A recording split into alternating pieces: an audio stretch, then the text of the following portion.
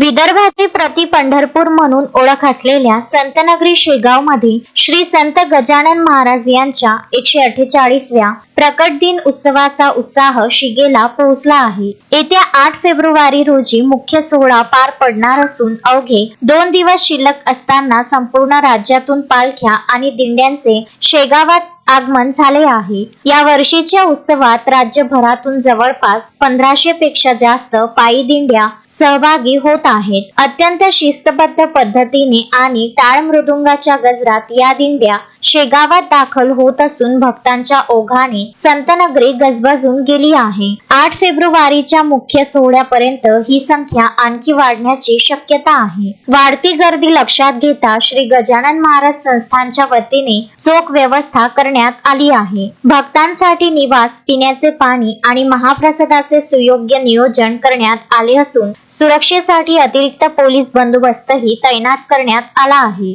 शिस्त आणि भक्तीचा अनोखा संगम या दिंड्यांच्या माध्यमातून पाहायला मिळत असून संपूर्ण शेगाव नगरी चैतन्याने न्हाऊन निघाली आहे। महेंद्र मिश्रा, विदर्भ न्यूज, शेगाव।